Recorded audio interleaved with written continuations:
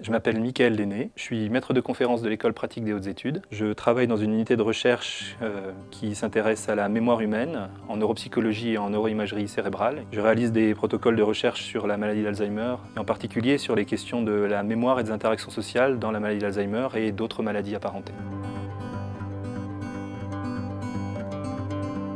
Je travaille dans un laboratoire, ça s'appelle un laboratoire de neuropsychologie. Il se trouve qu'on a la même démarche scientifique que les chercheurs qui utilisent des éprouvettes. Ce qui va changer, c'est la nature des données sur lesquelles on travaille. Actuellement, je mets en œuvre un protocole de recherche qui s'intéresse au lien entre mémoire et interaction sociale. C'est à la fois la mémoire qui apprend dans un contexte social, apprendre des autres. Encore faut-il savoir de qui on peut apprendre et avec qui on peut apprendre correctement, à qui on peut faire confiance pour pouvoir apprendre. C'est le deuxième volet de l'étude, en fait, c'est à la fois mémoire en situation sociale et mémoire de la situation sociale qui s'est déroulée précédemment, ce qui va conditionner les futurs échanges sociaux des gens. Alors, la maladie d'Alzheimer, c'est une maladie qui touche au premier plan la mémoire.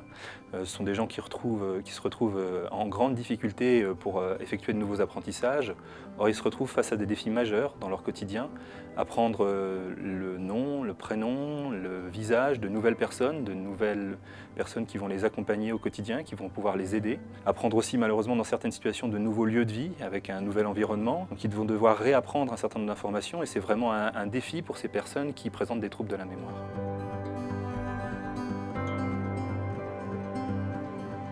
L'objectif, c'est de mieux connaître les difficultés des patients afin d'essayer de mieux les prendre en charge. Mieux les prendre en charge, ça veut dire avant tout leur permettre d'avoir les interactions sociales les plus agréables et les plus efficaces possibles pour rester autonomes le plus longtemps possible.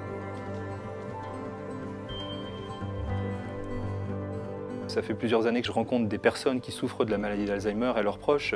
Je commence à avoir une vision assez claire de leur quotidien. Et c'est vraiment par le biais en fait, de ce que vont nous rapporter les proches des patients qu'on peut déjà, nous, commencer à poser des questions spécifiques sur la maladie. Au cours de l'accompagnement, il y a forcément des liens qui se créent. On ne parle pas seulement en fait, de l'étude, mais on parle aussi de leur réalité du quotidien, de leurs difficultés au quotidien. Ça dépasse forcément le cadre de l'étude et puis c'est une vraie alliance qui existe en fait entre les personnes qui vont participer à ces recherches et puis les chercheurs qui vont les rencontrer et qui vont avoir besoin d'eux pour répondre à des questions extrêmement précises.